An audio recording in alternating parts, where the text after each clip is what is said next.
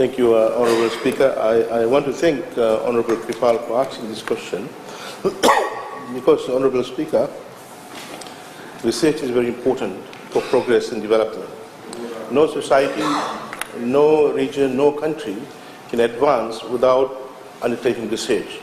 Research to interrogate the existing body of knowledge, whether it's relevant or not, or research to expand the existing body of knowledge. And normally, Honourable Speaker, you'll see that those countries who have invested a lot of money in research, you can see how they've grown and developed. So progress depends on continuously undertaking research so that you can do things better, do things efficiently, and bring in new technologies. Honourable Speaker, with regard to crop, getting new varieties of crop takes approximately 6 to 7 to 8 years. A lot of research work, a lot of work goes into that. It has its own special characteristics, Honourable Speaker, and whenever we would want to come up with new varieties, there are several reasons or several attributes that we want to include in the new variety of the particular crop. For example, we would want that particular variety of crop to be tolerant to or resistant to drought or changing climate conditions. We want that particular crop variety to be high yielding. We would want that particular crop variety to be resistant to pests and diseases. So it is for this reason that continuously we need to examine the performance of existing varieties of crop and see if there's any deficiency.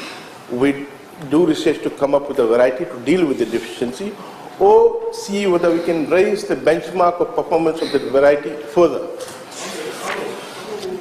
1976, Honourable Speaker, 1976, Honourable Speaker, a new ball grain variety of rice was released. One of the major achievements in the development of this variety was that it was a shorter term variety, 120 to 130 days. You know, you would mature. You could, if you plant this particular variety, you can have 3 crops per year. It was better responsive to application of fertilizer. It was a high-yielding variety, Honourable Speaker. We could get about, in a typical research station condition, 4 to 6 tons per acre. In a farm condition, about 3 to 4 tons per acre. And this particular rice variety is suitable for both wetland and as well as dryland cultivation. 1982, another rice variety was released called Maleka. Again, this was a much shorter term variety, early maturing, 90 to 100 days, which means 3 months, so you could have 4 crops per year, but really ideally you could have 3 crops, giving a break between harvest and planting. It was good for, it was released targeting dryland, upland rice, rain-fed rice. It was not suitable for wetland. So this particular variety, the major achievement was that it was a short-term maturing crop, and it was targeted for upland rain-fed condition rather than wetland. 1986, Honourable Speaker, again a new variety of rice was released, Deepak. This time around it was meant for wetland condition. So, and again, it was early maturing, 110 days to 120 days. It was high yielding, 3 to 5 tons per acre. It was, the grains were longer grain and clear, and it was kind of well received. In 1987, another rice variety was released, Totoka variety. It was again suitable for dryland, and it was quite high yielding, 4 to 6 tons per acre. It was early maturing. Again, it was a 3-month variety. So, Honourable Speaker, quite a bit of work was done on rice, and then there was another variety released in 1990, new, which was targeted for wetland cultivation.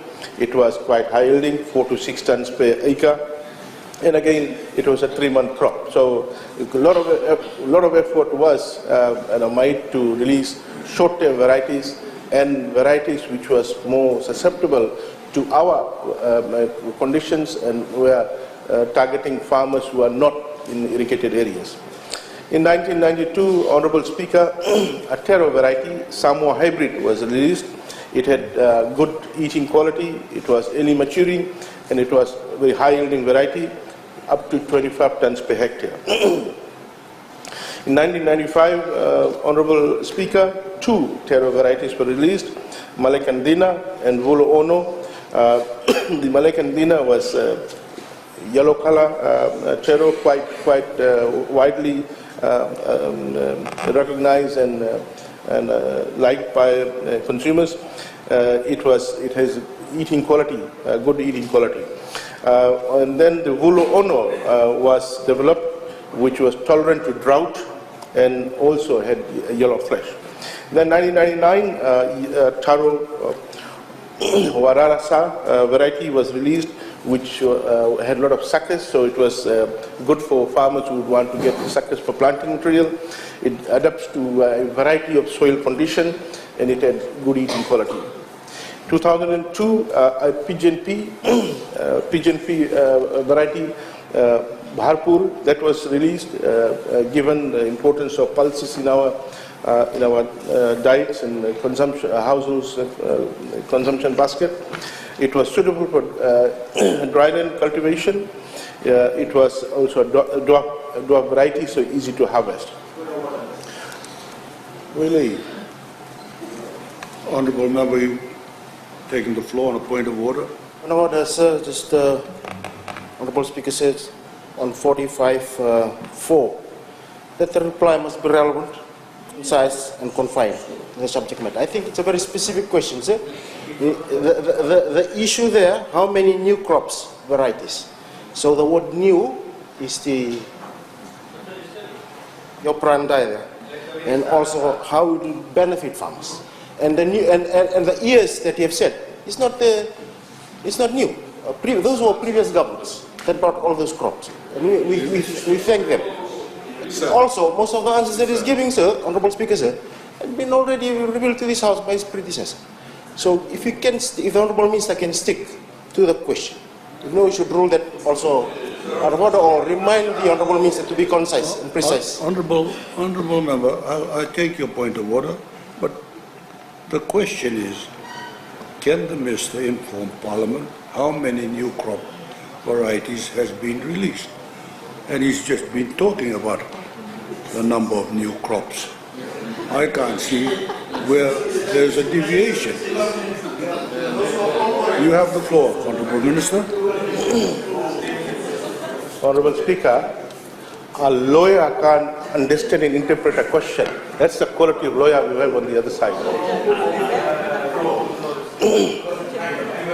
No, Honourable Minister, I'm just surprised there's been so many new crops. I've never heard of that before.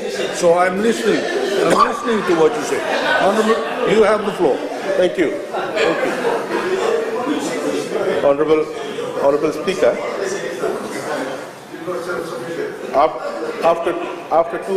after 2002, after the release of the pigeon pea variety, new variety, in 2004, a chili variety was released called Bird's Eye. Again, it was the primary reason to release it, develop the variety was at that particular time there was a lot of issues with fruit flies. Fruit flies have become a very major issue. So this variety was released, developed, which was resistant to fruit flies. Honourable Speaker, after that, in 2006, as I said, continuously you must undertake research. For example, if you look at mobile phone, you know, Motorola came, then Alcatel came, then BlackBerry came, and people, that's the end of it. You can see where we are now. So our Ministry of Agriculture, rice, again, a new rice variety was released called Star. Star took a lot of attention because it was resistant to pest and diseases, drought tolerant. It was very high yielding, much higher yielding than the others, 5 to 8 tons per acre. It was early maturing again. It was suitable for both dry and wetlands. So it had three components in it. One, it was suitable for both condition. Number two, it was high yielding. And number three, it was 3-month variety, 90 to 110 days. So Star is still around, still grown well liked by farmers. In 2006, a new variety of capsicum was developed. So, Honourable Speaker, what I was saying that look at the ability of our research staff, research station, to do this kind of research and come up with new varieties. So, Blue Star variety of capsicum was released.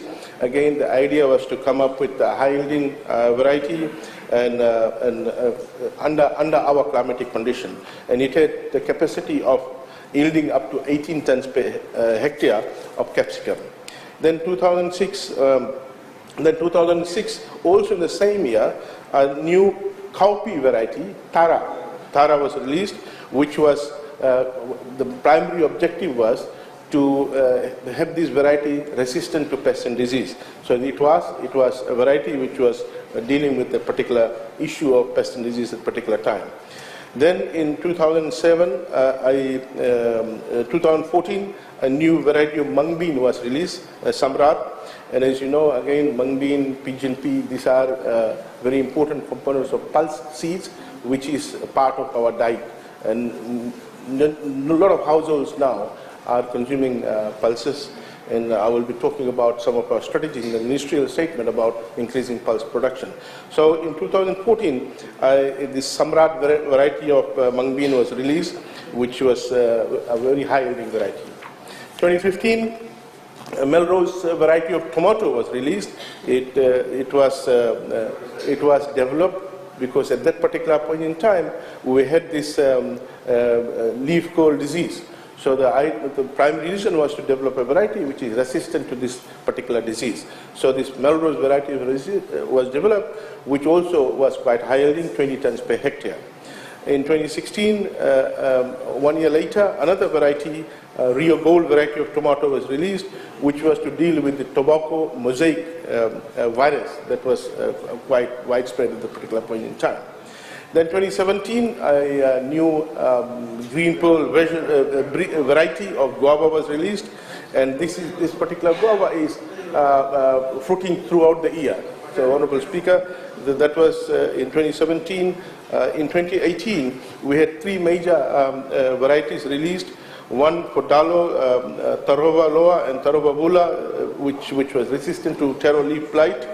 Then we had a golden brown sweet potato variety released last year, which is drought tolerant and also resistant to scab and weevil damage, weevil pest. And lastly, capsicum, golden bell variety of capsicum was released, which was further development of the previous variety that was released earlier on. So, Honourable Speaker, these were some of the developments within the research of crop side, Honourable Speaker, that led to new varieties to deal with contemporary issues faced by farmers at that particular point in time. Thank you, Honourable Speaker.